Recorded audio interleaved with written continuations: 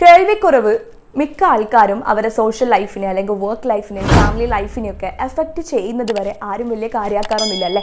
അതിനൊക്കെ എഫക്റ്റ് ചെയ്ത് തുടങ്ങുമ്പോഴേ അതിനൊരു ട്രീറ്റ്മെൻറ്റ് തേടണം എന്നൊക്കെ രീതിയിലൊരു വിചാരം മനസ്സിലേക്ക് വരികയുള്ളൂ. അത് പ്രായമായ ആൾക്കാരൊക്കെ പിന്നെ പറയാൻ വേണ്ട, വീണ്ടും അവർ ഇഗ്നോർ ചെയ്യും. കാരണം ഇത് പ്രായത്തിൻ്റെ ഭാഗമായിട്ട് ഉണ്ടാകുന്ന ഒരു സംഭവമാണ്. ഇതിന് പ്രത്യേകിച്ച് ട്രീറ്റ്മെൻ്റ് ഒന്നും ആവശ്യമില്ല എന്നാണ് പൊതുവേ ഉള്ളൊരു ബോധം. പക്ഷേ എന്നാലും ഇപ്പോൾ അടുത്ത കാലങ്ങളിലായിട്ട് ഒരുപാട് വ്യത്യാസങ്ങൾ കണ്ടുവരുന്നുണ്ട്, ഒരുപാട് അവയർനെസ് കൂടി വരുന്നുണ്ട്. അപ്പോൾ ഇന്നത്തെ വീഡിയോയിൽ ഞാൻ പറയാൻ പോകുന്നത്, നിങ്ങളിങ്ങനെ കേൾവി ഇഗ്നോർ ചെയ്യുമ്പോൾ അല്ലെങ്കിൽ കേൾവി കുറവിനെ ഇഗ്നോർ ചെയ്യുമ്പോൾ അത് നമ്മളെ ബ്രെയിൻ ഹെൽത്തിനെ ഏതെങ്കിലും രീതിയിൽ ബാധിക്കാൻ ചാൻസ് ഉണ്ടോ, കേൾവിയും ബ്രെയിൻ ഹെൽത്തും തമ്മിൽ എന്താണ് ബന്ധം എന്നതിനെ പറ്റി വളരെ ഡീറ്റെയിൽ ആയിട്ട് ഇന്നത്തെ വീഡിയോയിൽ ഞാൻ പറയാൻ ആഗ്രഹിക്കുന്നു. അതുകൊണ്ട് കേൾവിക്കുറവ് നമ്മുടെ ഫാമിലിയിൽ ആർക്കും വരാം, നമുക്കും വരാം. അതിനെ കൊണ്ട് ഒരു അവയർനെസ് ഉണ്ടാവാൻ വേണ്ടിയിട്ട് ഈ വീഡിയോ നിങ്ങൾ വളരെ സൂക്ഷ്മതയോടെയും ശ്രദ്ധയോടെയും കാണണമെന്ന് ഞാൻ നിങ്ങളോട് അഭ്യർത്ഥിക്കുന്നു. സോ നിങ്ങൾ എന്നെ ആദ്യമായി കാണുന്ന ഒരാളാണെങ്കിൽ, എൻ്റെ പേര് സുനൈന, ഞാനൊരു audiologist and speech language pathologist ആണ്. Let's start.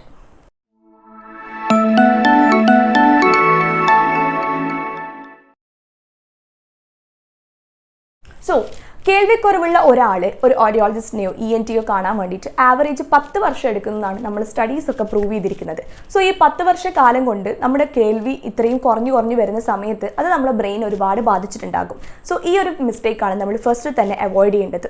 അപ്പോൾ ഇങ്ങനെ നമ്മൾ കേൾവിക്കുറവ് നമ്മൾ ഇഗ്നോർ ചെയ്യുന്ന സമയത്ത് നമ്മുടെ ബ്രെയിനിന് സംഭവിക്കുന്ന മെയിൻ ഒരു പ്രശ്നമാണ് ഓഡിറ്ററി ഡെപ്രൈവേഷൻ. എന്താണ് ഓഡിറ്ററി ഡെപ്രൈവേഷൻ? അതായത് നമ്മുടെ കേൾവി ആക്ച്വലി നമ്മൾ ചെവി കൊണ്ടാണ് കേൾക്കുന്നതിലും കേൾവി സാധ്യമാകുന്നത് ബ്രെയിനിലാണ്. അതുകൊണ്ട് തന്നെ ബ്രെയിനിന് ഒരു സെപ്പറേറ്റ് ഏരിയ ഉണ്ട് കേൾവി പ്രോസസ്സ് ചെയ്യാൻ വേണ്ടിയിട്ട്, അല്ലെങ്കിൽ കേൾവി നടക്കാൻ വേണ്ടിയിട്ട്. അപ്പോൾ കേൾക്കാണ്ട് വരുമ്പോൾ ആ ഏരിയക്ക് സ്റ്റിമുലേഷനൊക്കെ കുറഞ്ഞു വരും അല്ലേ. അപ്പോൾ ആ ഏരിയനെ ഒന്നെങ്കിലും ബ്രെയിന് വേറെന്തെങ്കിലും കാര്യത്തിന് വേണ്ടിയിട്ട് വേറെന്തെങ്കിലും കാര്യം ചെയ്യാൻ വേണ്ടി ആ ഒരു ഏരിയനെ ഏൽപ്പിക്കും. കാരണം അവിടെ പ്രോപ്പർ സ്റ്റിമുലേഷൻ എത്തുന്നില്ല, അല്ലെങ്കിൽ ആ ഒരു ഏരിയൻ്റെ പ്രവർത്തനം ഇങ്ങനെ മെല്ലെ കുറഞ്ഞു പോവുകയാണ് ചെയ്യുക. അപ്പോൾ അങ്ങനെയാണ് നമ്മൾ മെമ്മറിനെയും ഡിമെൻഷ്യ ആൾക്കാരിൽ കേൾവിക്കുറവുള്ള ആൾക്കാരിൽ ഡിമെൻഷ്യ വരാനുള്ള ചാൻസസ് കൂടുതലാണെന്നൊക്കെ പറയുന്നത് അതുകൊണ്ടാണ്. അപ്പോൾ ഇങ്ങനെ ഓഡിറ്ററി ഡെപ്രിവേഷൻ എന്ന് പറഞ്ഞു കഴിഞ്ഞാൽ എന്താണ് സൗണ്ട് കേൾക്കുന്നതെന്ന് മനസ്സിലാക്കാനും അത് പ്രോസസ്സ് ചെയ്യാനും ഉള്ള ബ്രെയിനിൻ്റെ കഴിവ് മെല്ലെ കുറഞ്ഞു പോകുന്ന ഈ പ്രതിഭാസമാണ് നമ്മൾ ഓഡിറ്ററി ഡെപ്രൈവേഷൻ എന്ന് പറയുന്നത്. തന്നെ ഓഡിയോളജിസ്റ്റ് ഈ ഒരു കാര്യത്തെ പറയുന്നത് use it or lose it, അതായത് ഒന്നുകിൽ നിങ്ങൾക്ക് ഉപയോഗിക്കാം അല്ലെങ്കിൽ അത് നഷ്ടപ്പെടുത്താം. കാരണം ഇങ്ങനെ നമ്മൾ ഉപയോഗിക്കാണ്ട് ആ ഒരു ഓഡിറ്ററി ഡെപ്രൈവേഷൻ അല്ലെങ്കിൽ ഹിയറിംഗ് ലോസ് ഒരുപാട് കാലം നമ്മൾ മുന്നോട്ട് കൊണ്ടുപോകുമ്പോൾ അത് നമ്മുടെ ബ്രെയിൻ ആക്ടിവിറ്റിനെ വല്ലാണ്ട് കുറക്കും. അത് നമ്മുടെ ബ്രെയിനിൽ വളരെയധികം നെഗറ്റീവ് ഇമ്പാക്ട്സും കൂടി ഉണ്ടാക്കാനുള്ള ചാൻസ് ഉണ്ടെന്നാണ് 2014 നടത്തിയ ഒരു സ്റ്റഡിയിൽ പ്രൂവ് ചെയ്തിരിക്കുന്നത്. അതുകൊണ്ട് തന്നെ ഒരുപാട് കാലം ഹിയറിംഗ് ലോസ് മുന്നോട്ട് കൊണ്ടുപോയിട്ട് ഹിയറിംഗ് എയ്ഡ്സ് വെച്ച് കഴിഞ്ഞാൽ മുന്നേ വെക്കുന്നത്ര ബെനിഫിറ്റ്സ് കിട്ടില്ല എന്നും സ്റ്റഡീസ് കാണിക്കുന്നുണ്ട്. സോ ഓഡിറ്ററി ഡെപ്രിവേഷൻ ഏറ്റവും കൂടുതൽ എഫക്റ്റ് ചെയ്യുക അണ്ടർസ്റ്റാൻഡിങ്ങിനെയും പ്രോസസ്സിങ്ങിനെയാണ്. അതായത് ഒരു കാര്യം എന്താണെന്ന് വെച്ച് കഴിഞ്ഞാൽ അവർ കേൾക്കും, പക്ഷെ എന്താണെന്ന് അവർക്ക് മനസ്സിലാവില്ല, എന്താണെന്ന് അവർക്ക് വേർതിരിച്ചെടുക്കാൻ വേണ്ടി പറ്റില്ല. അതാണ് ഏറ്റവും കൂടുതൽ എഫക്റ്റ് ചെയ്യപ്പെടുന്നത്.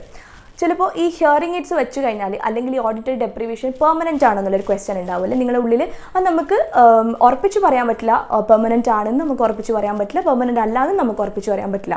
പക്ഷേ ചില സ്റ്റഡീസ് കാണിക്കുന്നുണ്ട് ഹിയറിംഗ് എയ്ഡ്സ് വെച്ച് കഴിഞ്ഞാൽ നമുക്ക് ഇതിൻ്റെ ഈ അട്രോഫിയെ അല്ലെങ്കിൽ ഈ ഒരു ഓഡിറ്ററി ഡെപ്രിവേഷൻ നമുക്ക് റിവേഴ്സ് ചെയ്യാൻ വേണ്ടി പറ്റും. കാരണം നമ്മുടെ ബ്രെയിൻ വളരെ ഫ്ലെക്സിബിളാണ്. അതുകൊണ്ട് വൺസ് അതിൻ്റെ സ്റ്റിമുലേഷനും കാര്യങ്ങളും റീസ്റ്റാർട്ട് ചെയ്ത് കഴിഞ്ഞാൽ ഓവർ ദ ടൈം നമ്മുടെ ബ്രെയിനിൻ്റെ ആ ഒരു ഏരിയൻ്റെ ആക്ടിവിറ്റി നമുക്ക് മെല്ലെ കൂട്ടിയെടുക്കാൻ വേണ്ടി പറ്റും. അപ്പോൾ ഈ ഹിയറിംഗ് എയ്ഡ്സ് എന്ന് പറഞ്ഞു കഴിഞ്ഞാൽ മിക്ക ആൾക്കാർക്കും 2 ചെവിയിലും കേൾവിക്കുറവുണ്ടാവും. അപ്പോൾ അവരെല്ലാവരും സൗകര്യത്തിന് വേണ്ടിയും ചില ആൾക്കാർ പൈസ വിചാരിച്ചിട്ടും എന്ത് ചെയ്യും, ഒരു ചെവിക്ക് മാത്രം ഹിയറിംഗ് എയ്ഡ് വെക്കും. അപ്പോൾ നിങ്ങൾ ഏത് ചെവിക്കാണോ ഹിയറിംഗ് എയ്ഡ് വെക്കുന്നത് ആ ചെവിയുടെ ഹിയറിംഗ് ലോസിനെ മാത്രമാണ് നിങ്ങൾ ട്രീറ്റ് ചെയ്യുന്നത്.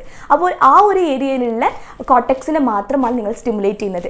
മറ്റേ ചെവി അപ്പോഴും അവിടെ അൺട്രീറ്റഡ് ആയിട്ട് കിടക്കുകയാണ്. അപ്പോൾ ആ ചെവിൻ്റെ ആ ഒരു അട്രോഫി വീണ്ടും കൂടാനാണ് ചാൻസ് ഉള്ളത്. അതുകൊണ്ട് നിങ്ങൾ ഹിയറിംഗ് എയ്ഡ്സ് വെക്കുന്ന സമയത്ത് 2 ചെവിക്കും കേൾവിക്കുറവുള്ള ആൾക്കാർ 2 സൈഡ് തന്നെ ഉപയോഗിക്കണം. എന്നാലാണ് 2 ഭാഗത്തും കേട്ട് മനസ്സിലാക്കാനുള്ള കഴിവിനെ നമുക്ക് കൂട്ടി എടുക്കാൻ വേണ്ടി പറ്റും. അതുപോലെ വേറൊരു കാര്യം, ഹിയറിംഗ് എയ്ഡ്സ് നിങ്ങളെ കേൾവിക്കനുസരിച്ചിട്ട് പ്രോപ്പറായി പ്രോഗ്രാം ചെയ്യാത്തതാണെങ്കിൽ നിങ്ങൾക്ക് കാര്യമായിട്ടുള്ള ഉപകാരമൊന്നും കിട്ടില്ല. അതുപോലെ ചീപ്പായിട്ടുള്ള ഒരു ക്വാളിറ്റി ഇല്ലാത്ത ഹിയറിംഗ് എയ്ഡ്സ് വാങ്ങി വെച്ചിട്ട് യാതൊരു കാര്യമില്ല. നിങ്ങളെ കേൾവിക്ക് പറ്റിയ ഹിയറിംഗ് എയ്ഡ് പ്രോഗ്രാം ചെയ്ത് യൂസ് ചെയ്താൽ മാത്രമേ നമുക്ക് ഇത്തരം ഓഡിറ്ററി ഡെപ്രിവേഷനൊക്കെ നമുക്ക് രക്ഷ നേടാൻ പറ്റുകയുള്ളൂ.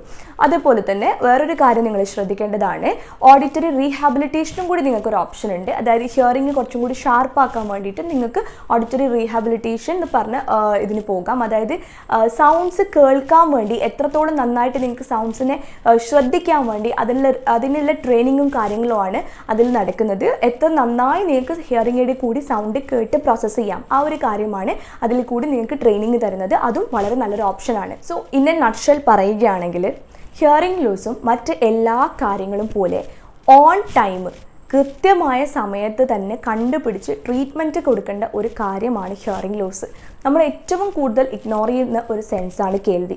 അതുകൊണ്ട് ഈ ഒരു വീഡിയോ കണ്ടിട്ട് നിങ്ങൾക്ക് ഇതിനെ പറ്റിയൊരു സീരിയസ്നെസ് മനസ്സിലായിട്ടുണ്ടെങ്കിൽ നിങ്ങൾ മറ്റുള്ളവരിലേക്കും ഷെയർ ചെയ്തെത്തിക്കുക, പറഞ്ഞു കൊടുക്കുക. അങ്ങനെ ഇഗ്നോർ ചെയ്യേണ്ട ഒരു കാര്യമല്ല കേൾവി. കേൾവി നമുക്ക് വൺസ് നഷ്ടപ്പെട്ട് കഴിഞ്ഞാൽ ഒരിക്കലും അത് തിരിച്ചെടുക്കാൻ വേണ്ടി പറ്റില്ല. അതുകൊണ്ട് ഈ വീഡിയോ ഇഷ്ടമായാൽ ഷെയർ ചെയ്യാൻ മറക്കരുത്. അതുപോലെ ലൈക്ക് ചെയ്യാനും ചാനൽ സബ്സ്ക്രൈബ് ചെയ്യാനും മറക്കരുത്. സോ നെക്സ്റ്റ് ടൈം കാണുന്നത് വരെ ബൈ ബൈ.